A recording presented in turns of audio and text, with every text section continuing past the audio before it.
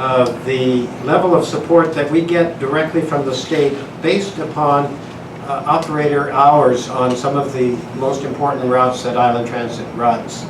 And in our budget documents, we often show this as 3 separate items. Those items have experienced an increase recently because of state legislative action. And for the coming year, we're expecting close to $3 million of income from ongoing not grants, but actually service support programs from the state. We're also expecting to finish the year with about $1.2 million operating surplus, which includes which excludes, that is after $320,000 5-year bond repayment, and after the state of good repair payback that was required by the Federal Transportation Agency of $113,000, and after matching the radio capital grants. It's not clear that we'll actually expend that grant program this year, but after those deductions, we still expect to have an operating surplus of approximately $1.2 million at the end of 2015. And we are planning to build our own capital reserves up to $183,000. That includes the $82,000 that we're expecting from the sale of surplus vehicles. So that our total reserves at the end of 2015 would be $2.3 million. And in the TDP, that appears right at the, let's see, I'm sorry, go back one. That appears right at the page 20, the 3rd column, bottom line of our 6-year development plan that shows the dollar figures. That's actually where all of these figures come from. I'm not going to walk through them again, but they all come basically from the 20th page of the TDP report. The transfer to capital reserves is one other thing that we were hoping to do to reestablish our financial stability.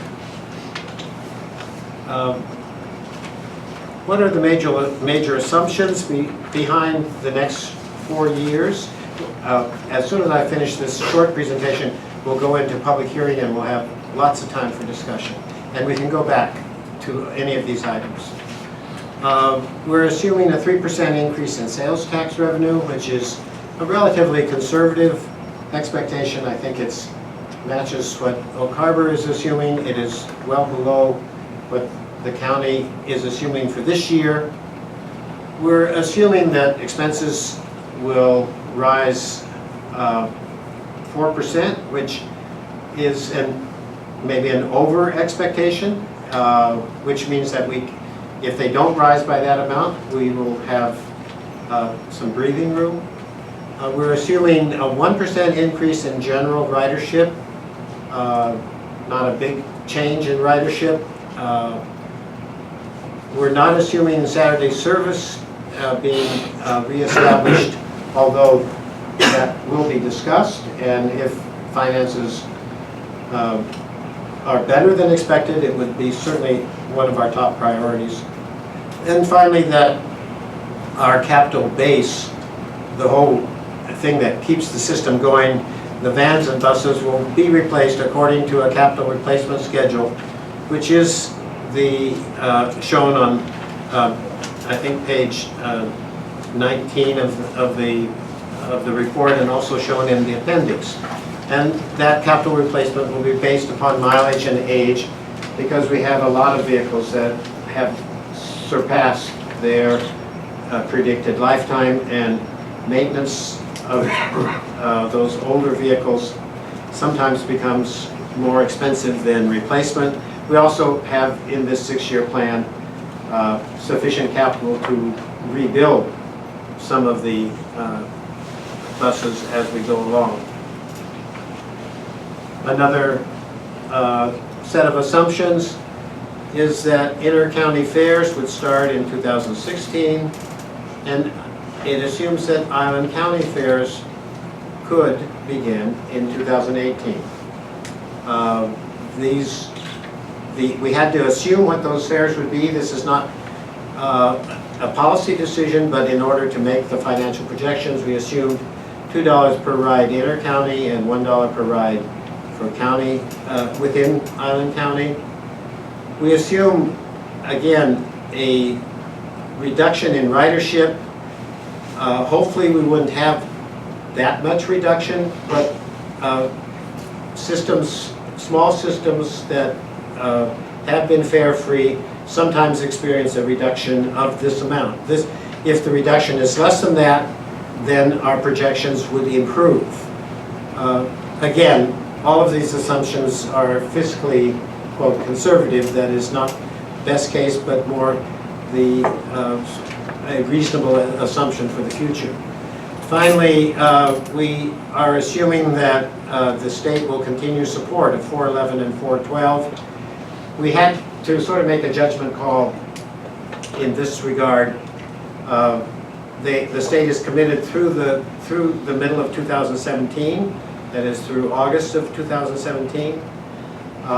There was quite a bit of pressure brought to bear from our customers to get that support in the first place, and the hope is that that support will continue. It is not something that would break the budget, or this is not a budget, but would break the plan, but it is something that is assumed in the plan. If one relaxes that assumption, the financial plan still works. It means that our capital reserves would not build up as quickly. But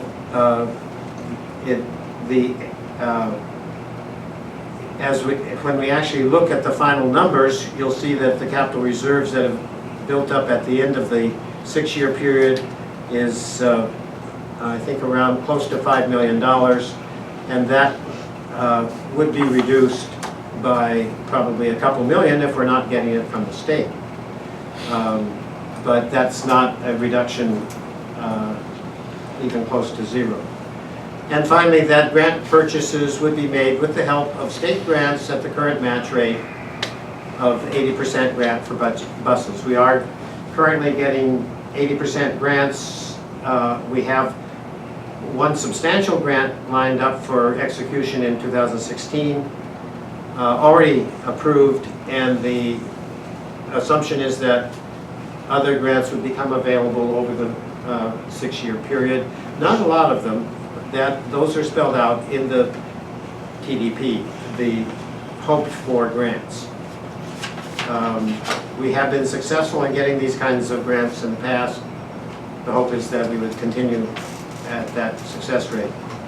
And finally, looking at 2020, 6 years out, we would grow the actual operating reserve up to $3 million, which would be 3 months of operating expense if we are able to realize that reserve.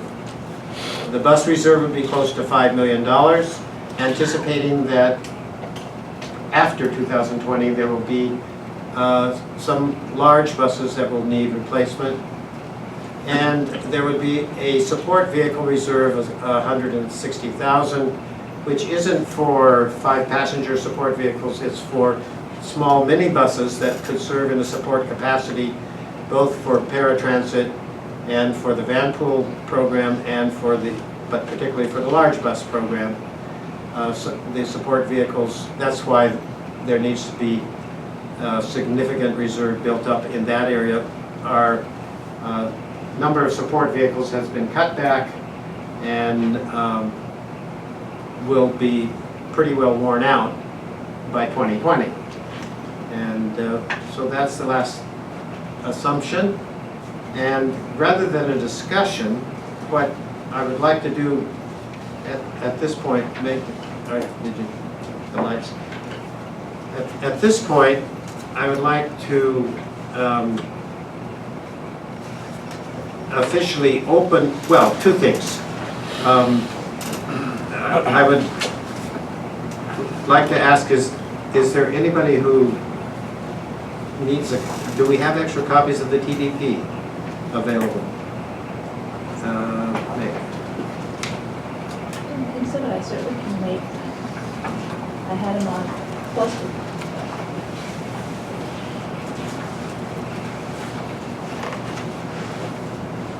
Well, Yeah, I can. okay, we'll make some copies right now. How many Because people would like? we want people to, it looks like about 1, 2, 3, 4, 5, 6, 7, That's done. or 8. And that would cover everyone in the audience. That'd be fine.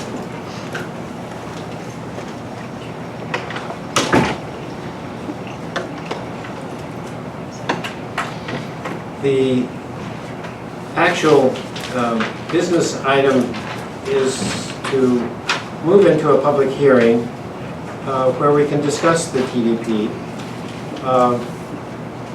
by public input and by board members so that this becomes a two-way conversation and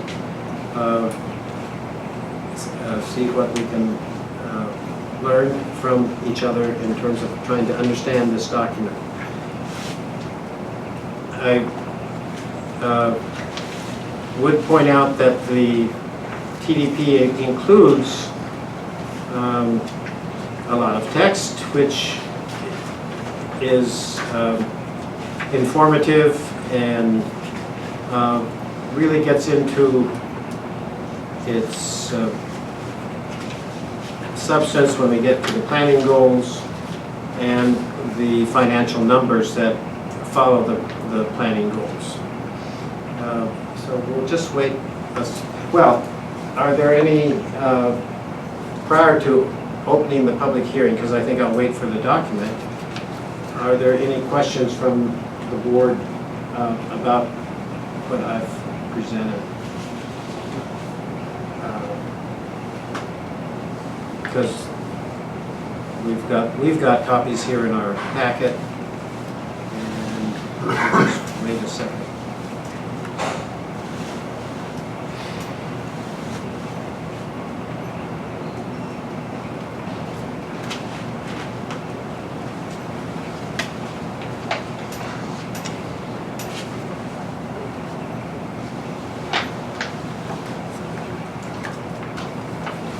Do you think it should put that PowerPoint online?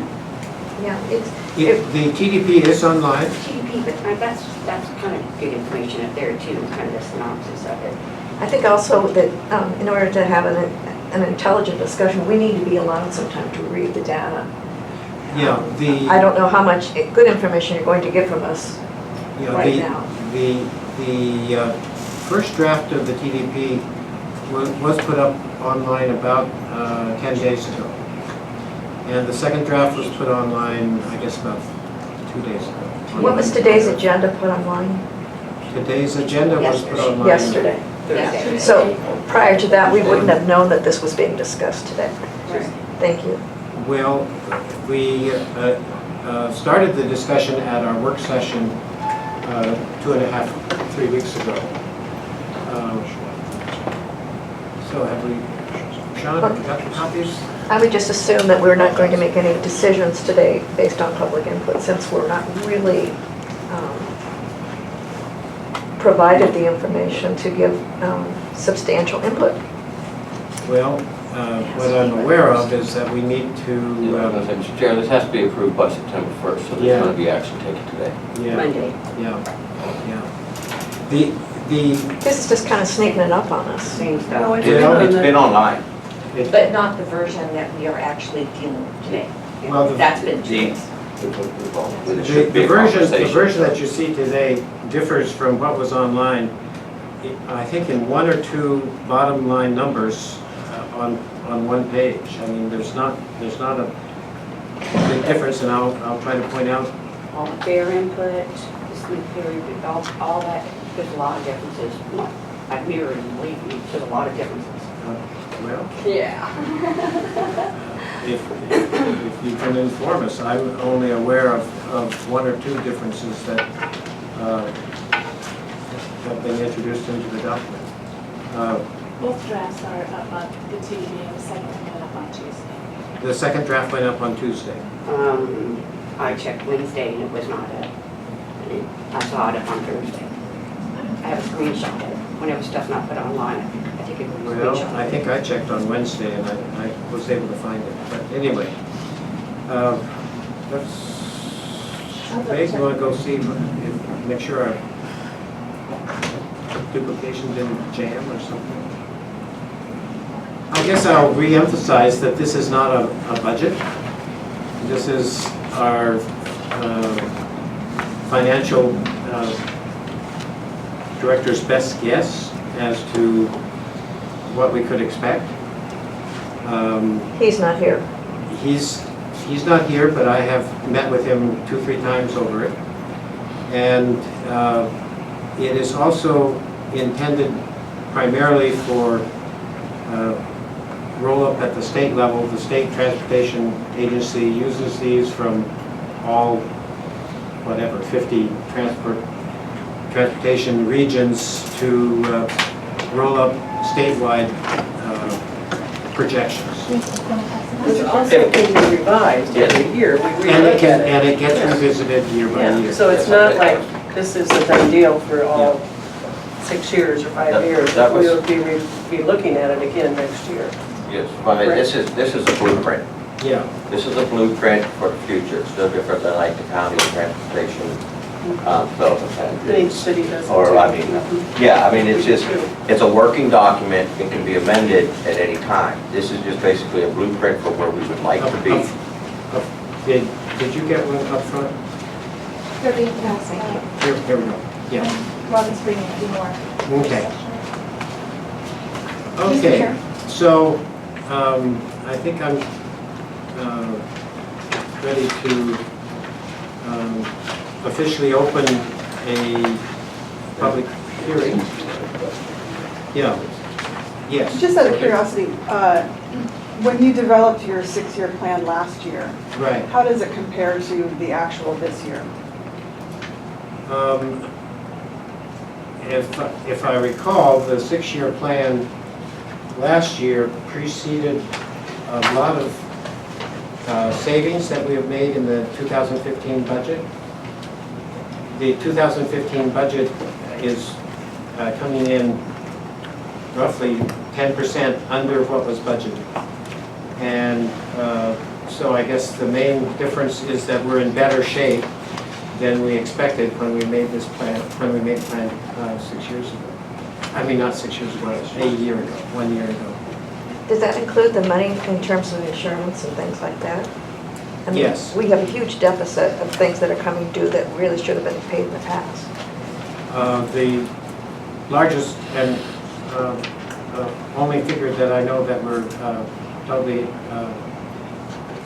obligated to pay in early next year is, well, we're going to pay off this year's insurance in October Yes. 1st. And then in February, we're going to pay the full insurance for the succeeding year. And how much is that estimated to be? Is that It's fixed? estimated to be, I think, $350,000, which is the cost this year, and the cost next year is estimated to be the same. Is that because of the route cutbacks? It's so much less? That is less than, yes, that is less than it has been in the past. Yes, it is. In fact, that's a generous estimate. It may come in at slightly below that. So if we increase routes, our insurance will also go up. If we increase service delivery, the insurance would go up, but not, Yes. in the past, I don't think it was ever more than 400,000. So, we now all have copies. Let's look at it together. We're officially in a public hearing at this point, and I'd like to entertain comments. I've been talking a lot about this document, and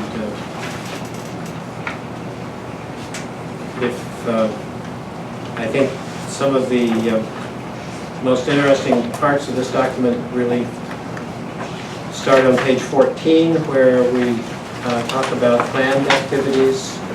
This blueprint is something that we followed from previous submissions.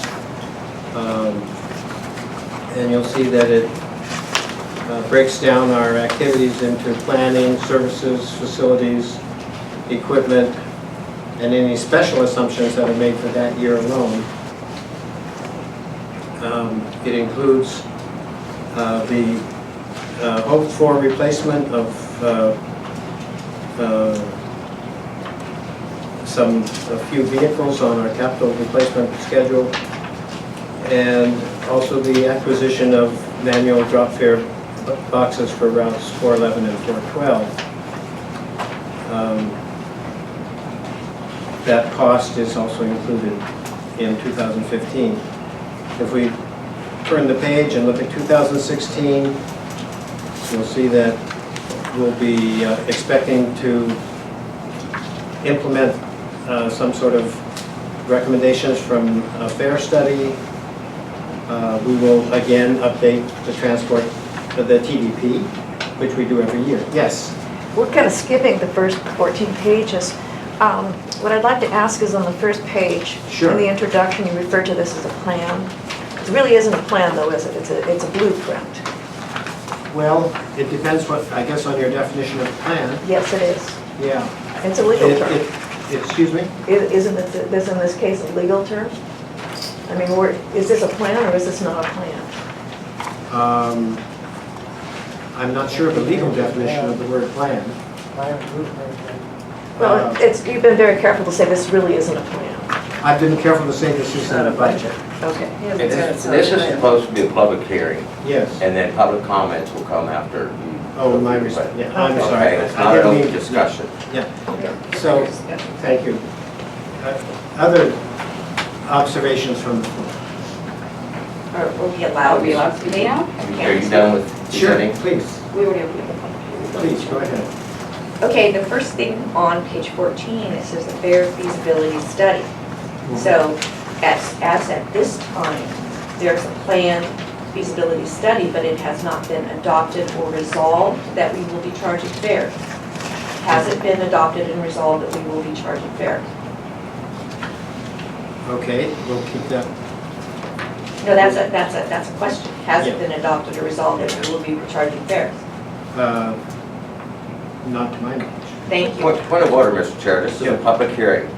There's public comments, and then the board may respond to those comments at such time. It's not meant to be a question and answer session. Okay, Thank you. and thanks for that. Okay, Haven't so had we may to- make a comment but not ask a question. Is that correct, sir? You can ask a question, but it will hang out there until we close the hearing. Yes. Then I have an additional thing.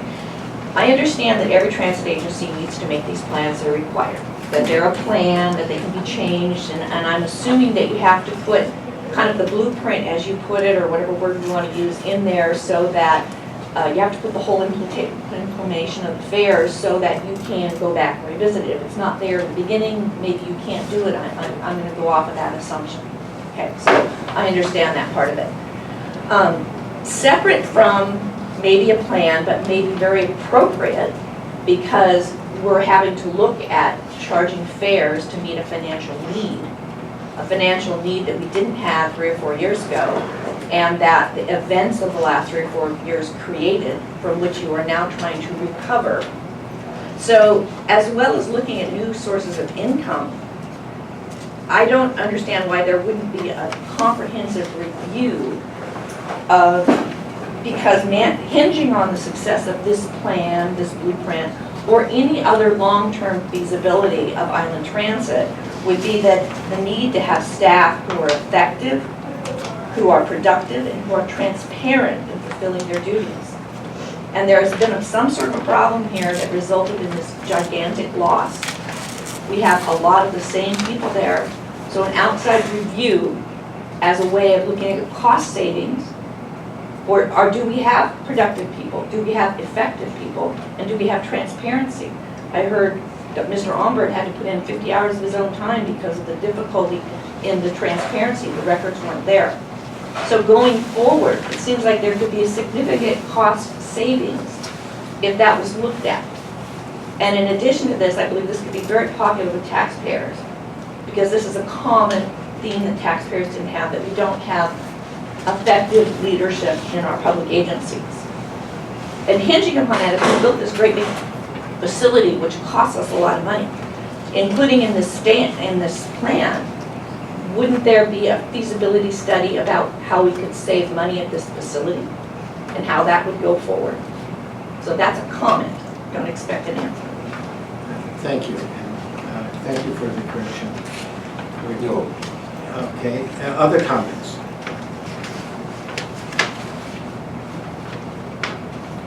Yes, I'll start on page 1. okay. We should already hit up on the team thing. Actually, to go up there, can you let me know, it's a different format this year, so it's kind of hard to talk about the last year. And I've been having to spend a lot of time on the phone with a couple departments.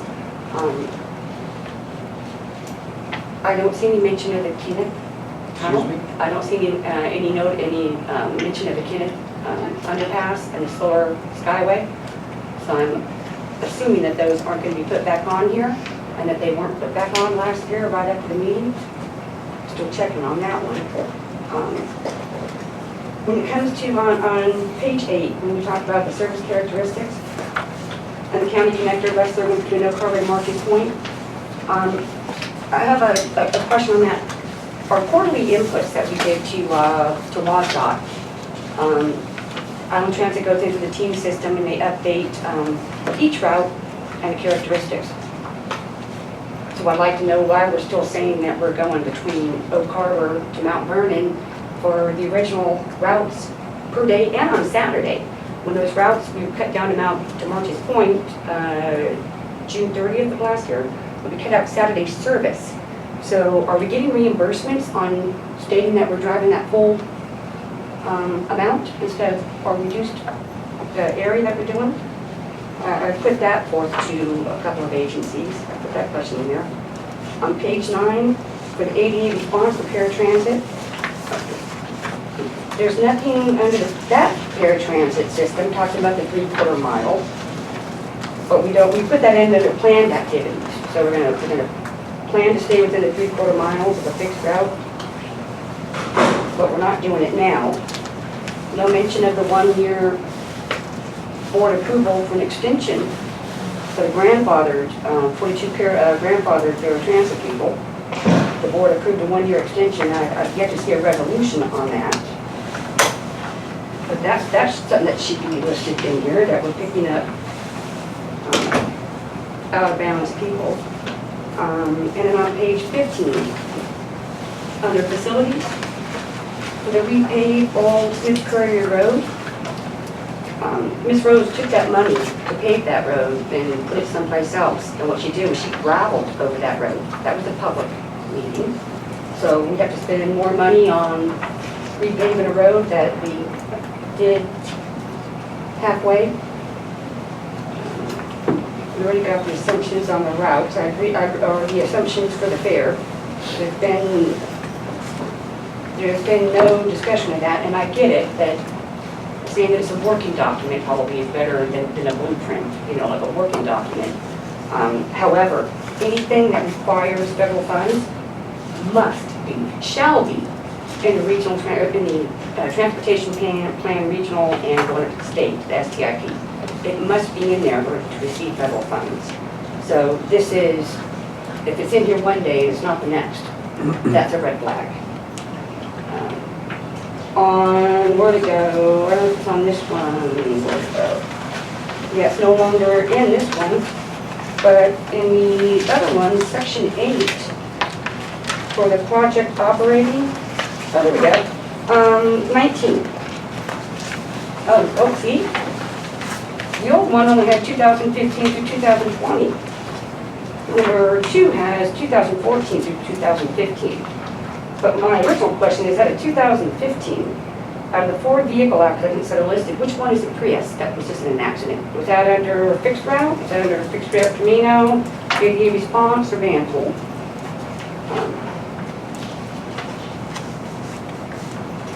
second.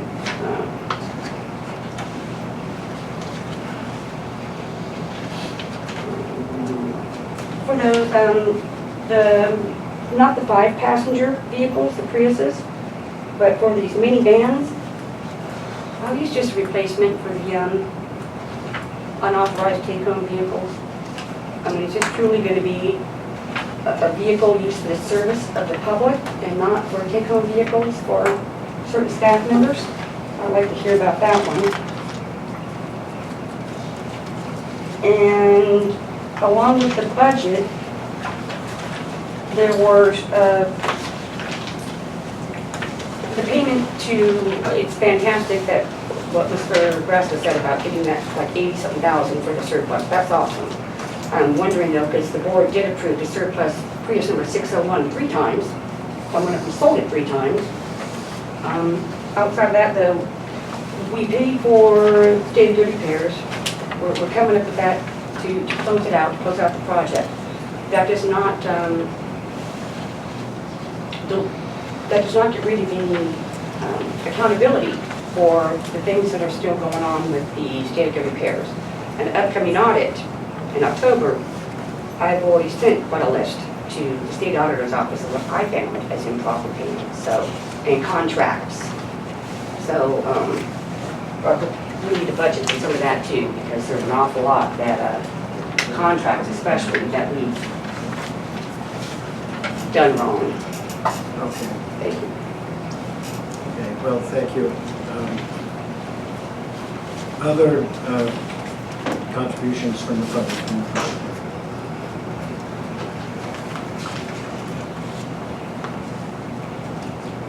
If there are no further comments and questions, I'll close the public hearing at 11 o'clock. I'll close the public comment part of the public hearing. And is there some now further discussion by the board itself on the 6-year TDP? Mr. Chair, yeah. Yes. Yes, well, there were a couple of questions put forth, and it was asking if this plan, because of their, in the plan, it was a fair study, which is in the works now. And the question was asked, does this plan initiate the charging of fares? The answer to that would be no. Okay. In the plan, it looks at the possibility of implementing the fare study in 2016 and the possibility of implementing fares at that time.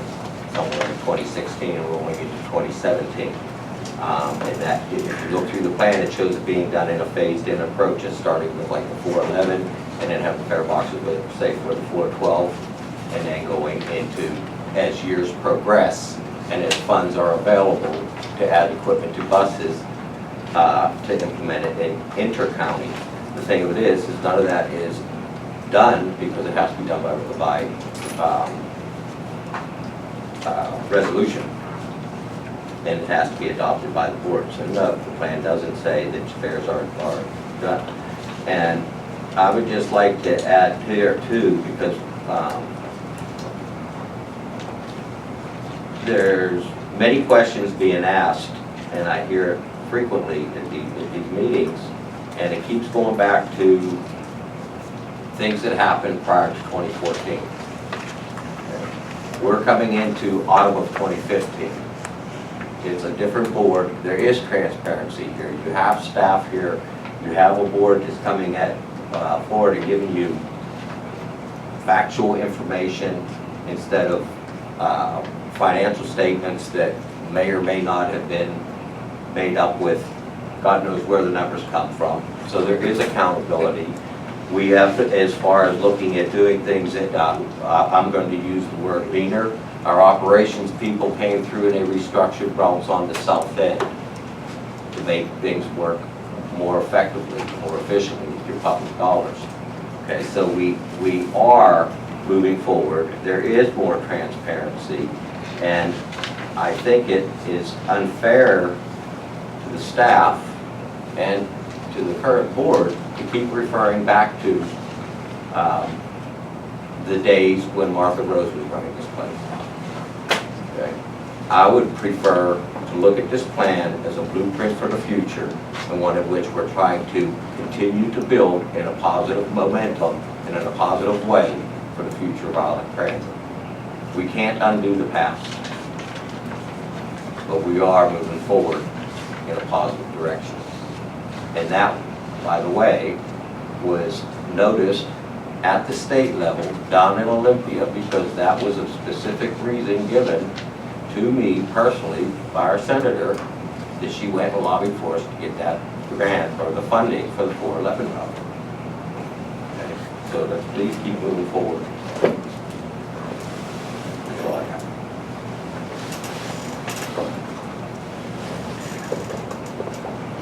Yeah, and I guess to answer one other question,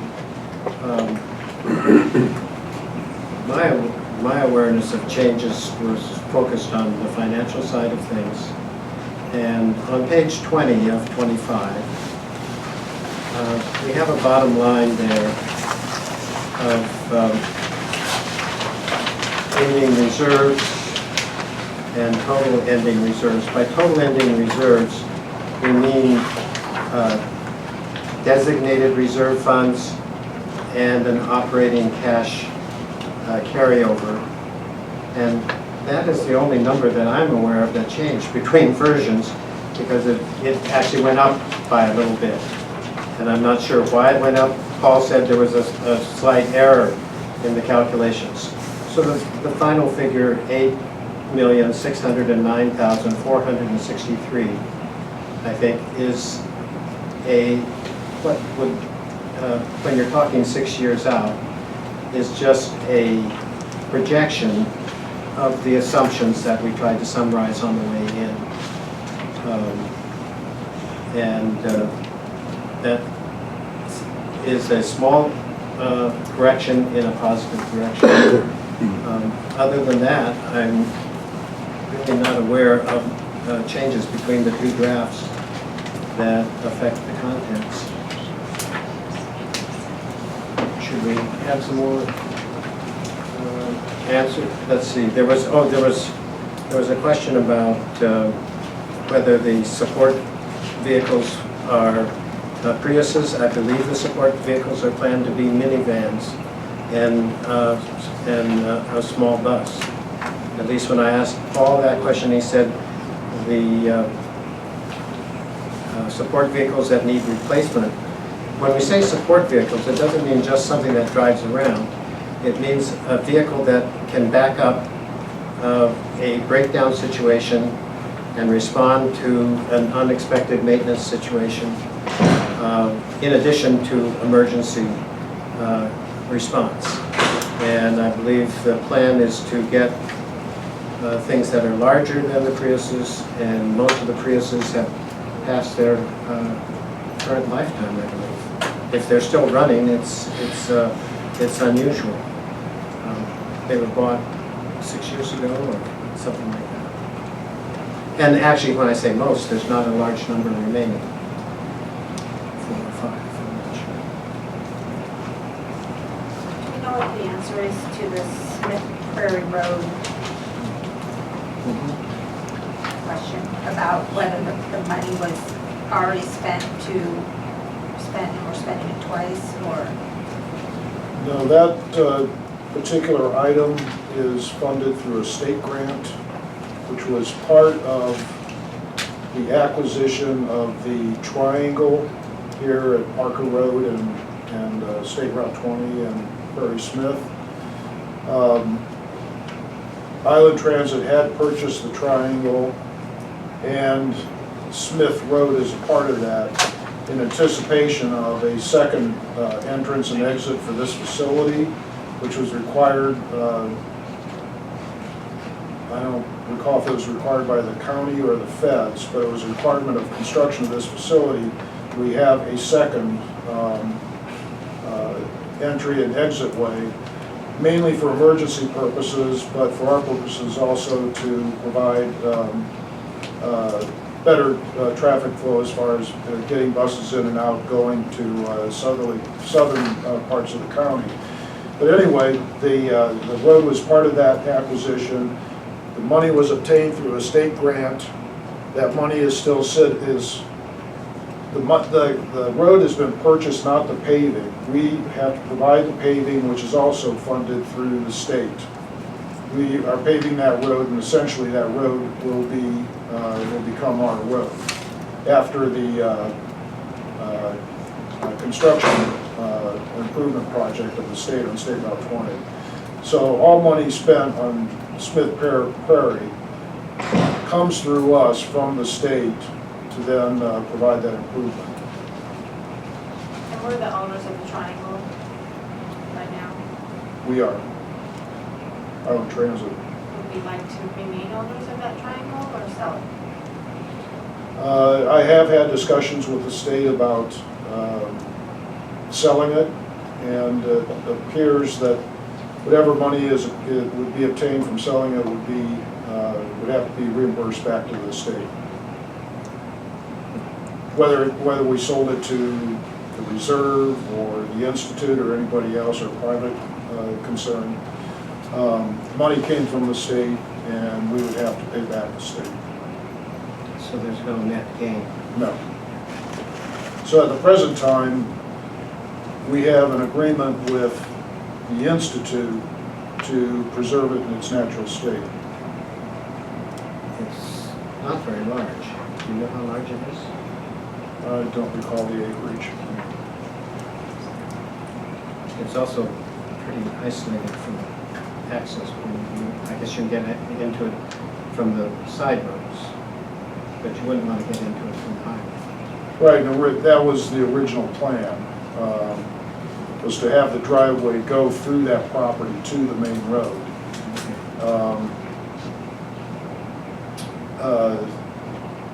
Unfortunately, the land was already purchased and the design was changed. So that's how we ended up with it. I thought that they were gonna put a bus transfer station out there, or a bike transfer station out there, and it was planned for a facility built. Am I making that up? That's still in the plan. That's in the plan, but we have an agreement to keep it undeveloped. One of those things has to be not accurate. What was agreed to by all parties was a small parking area, mainly for walkers, hikers, cyclists, on that property to park vehicles, either to catch the bus on SR 20, which didn't quite make sense to have the parking separated that far to catch a bus, or to use the trail system, which apparently is supposed to be expanded to meet up with that part of the property. But that's still in the plan, and that was agreed to by all parties. But whether or not we do it, that's still up in the air. Do you need a motion for this? We were trying to move towards a motion. There's also a question from the audience. Can we take another question, or? Through the chair. Just a point of order. Are you going to close the public hearing?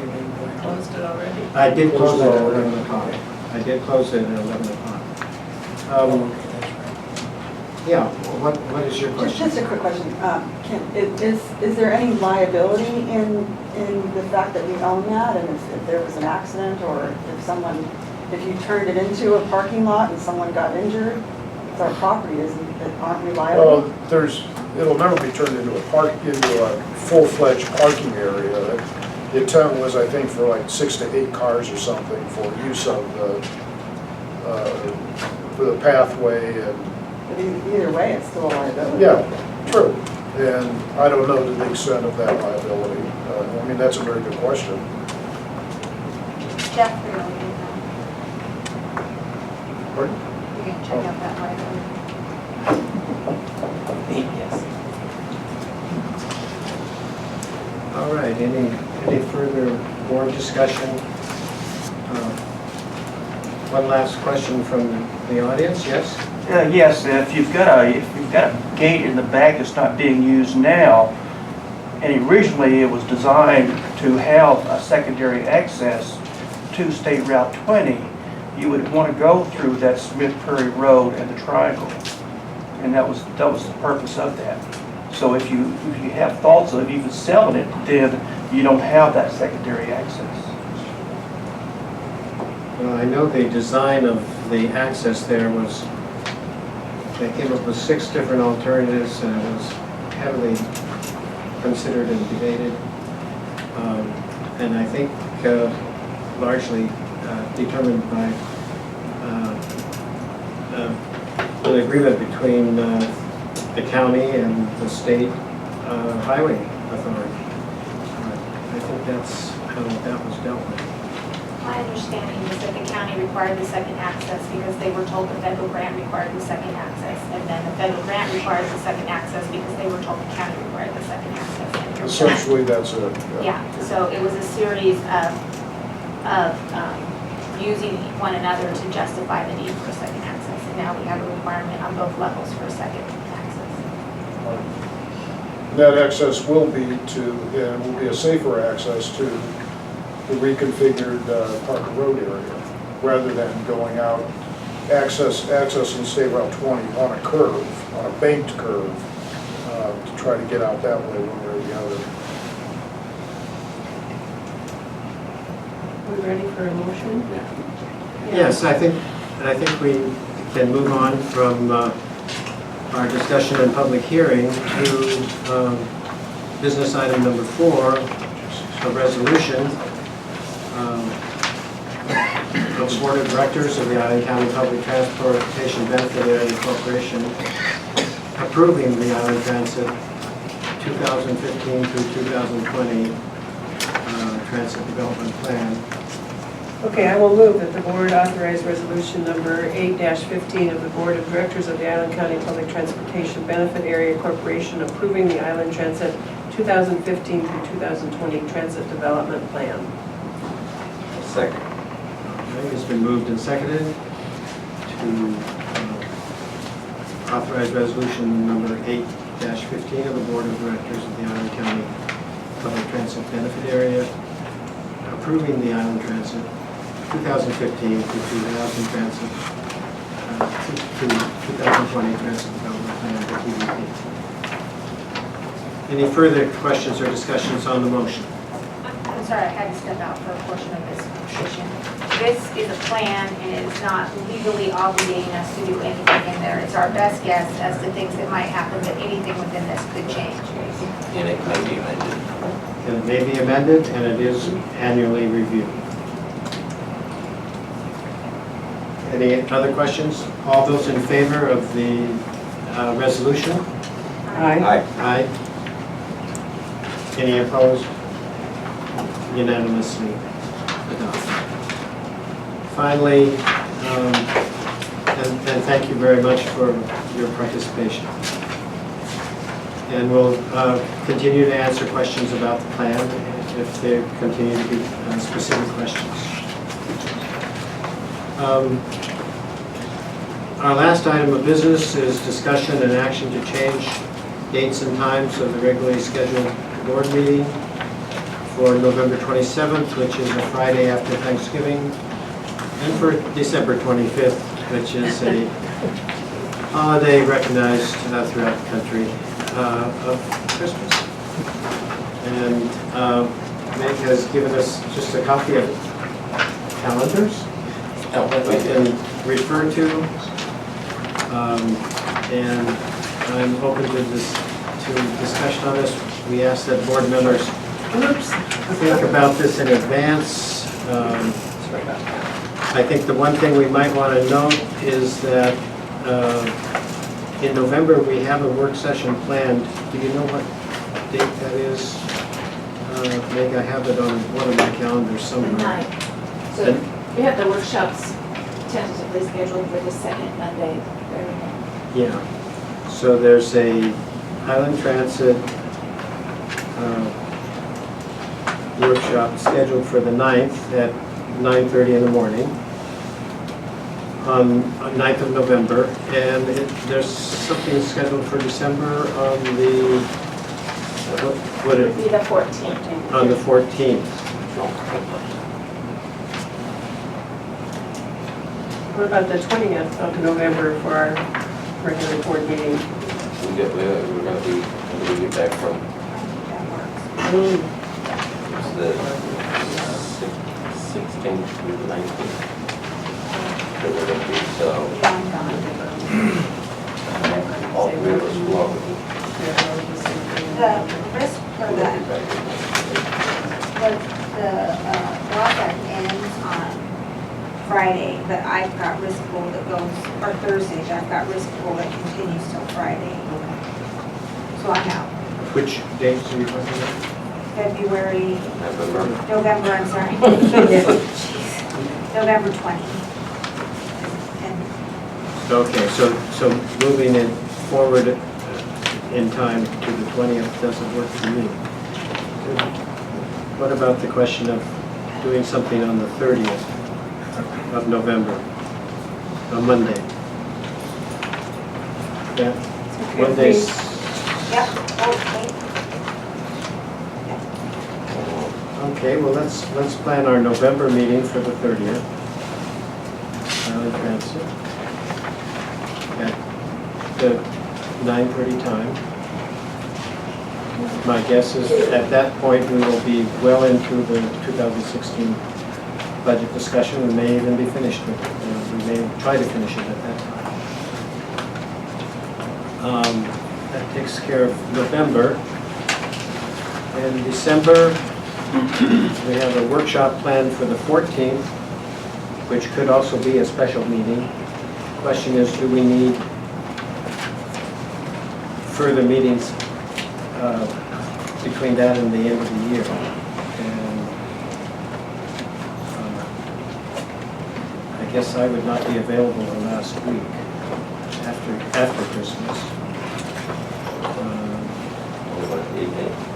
I wonder if, I can do the 18th. How about the 18th? And I can do the 21st, but I'm not really thrilled with that. well, shall we, the 18th works for me. That's two meetings in 1 week. Do we need to do that? Well, I'm fine. 18th's fine. Yeah, and we can, Ooh, Yeah, I think, I don't know if we're gonna have enough staff turnaround time to produce the documents from the work session to, I'm asking you, it's a modest statement. Question phrase as a question. Is there enough staff turnaround time? no. Yeah, to get it on the website and do the notice. Well, the notice can be published in advance at any time, but the question is whether if we make decisions, well, if the 14th is actually generating extra staff work that needs to be ready for the 18th. I guess one of my questions would be is the work sessions are under our control because they're topical discussions of things that we want more in-depth conversation about. If we know we need an action meeting in December, maybe we could forego the work session and have the action meeting on that day. And just do the business we have to do and not create additional work for ourselves in December. The work session. I mean, we'll just replace the work session with the regular meeting and not have a work session that month. Yeah, So we have a regular meeting on the 14th. Yeah, I like yeah. that. yeah, Regularly on the 14th or the 18th. I was just the thinking, 14th. just have the 14th and not have a work session, because work sessions are so that we can learn more and make decisions, but we can learn more and make decisions in January. Yeah. Looks good to me.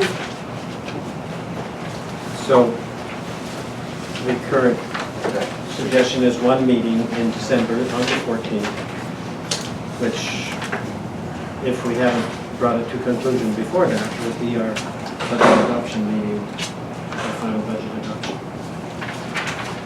We will have had documents to review starting well before that, probably in September.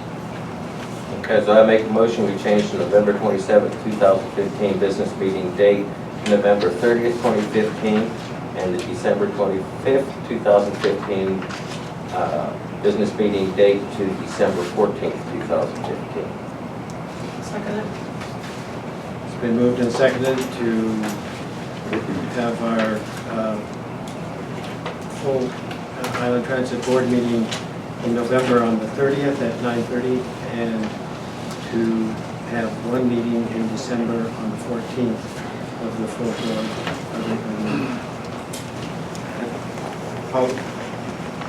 All those in favor, say aye. Aye. Aye. Motion carries unanimous. Mr. Chair, as long as we're talking about meetings, I just need to let you know that on the meeting that's going to be on the 17th of this month, or of September, which I think got changed, I will not be able to attend due to a work conflict. Just wanted to let you know that. Oh, thank you, actually. Yeah, you knew that. Wait, take on the team, Jackie. Okay. Thank you. All right, thank you for letting us know. All right. Moving right along. Is there additional public comment and input at this time? Is this general and not me? I was asking for an update. It's my intent to ask for an update on motor vehicle accidents as they relate to vehicles for Island Transit. There was one motor vehicle accident on, I think it's June 30th. And I was wondering, I had some questions about how it was recorded and how we followed through on reporting protocol. Generally speaking, with most public agencies, if there is a motor vehicle accident involving a public vehicle, and there are certain things that have to be done. I contacted Robin and I asked about protocol in our case, and she said that it was outlined by 94 CFR Part 65544. I have a copy of it here. I'm asking today to find out, I don't want specifics about an individual, but in general, do we do alcohol testing after an accident, regardless of whether or not our driver was at fault? Do we do alcohol and drug testing? I'll have to refer this administrative question to Ken. So yes, we do. When it falls under a certain criteria, and we follow that criteria. What criteria is that? Is that the criteria demonstrated here in this? Because I have a copy of Yeah, I don't know what you have there. I have a copy of Code of Federal Regulations as indicated to me by Robin. I got a copy of the email from her, and I took this down from the internet. It is part of GPO government. It's part of the FTA. So I feel comfortable with the documentation that I've done. So if you want to look at it, but I mean, it's online, it's public consumption, it's a public record. Yeah. We have a guide we go by also for the beds. And one of the criteria for our accident, if the driver was not cited, if the other driver was cited, then you don't have to take that operator in for testing. Where is that written? It's not in this. It's in section, subsection 2I. In If this? it's a non-fatality accident. I'm looking at non-fatal accidents too. If alcohol test required by the section is not administered, because it was required, if you look at it too, and I sent you a copy of it, I think Jill, you Yeah, have one yeah. too. And I don't have your email address, but I'll provide you with this. I brought you this set. Yes, sir. Thank you. It's got a copy of the accident report, it's got a copy of everything, okay? Well, it sounds like this is something that can be followed up. It's possible because this will probably take longer than 3 minutes. Yeah. But at some point, we have to begin the discussion. Okay? And I just want to be reassured of two things. That one, that this is the policy of Island Transit in the event of a motor vehicle accident. I Well, I don't care if believe- it's a classified employee or if it's a management employee, that this is the policy that we adhere to. Well, I believe, and Ken, correct me if I'm wrong, I believe we have a policy. And I don't believe it's necessarily a verbatim adoption of this policy, but that's something that we can look at. It needs to be. I have both of the documents that we went by, and one part of it's a Right. copy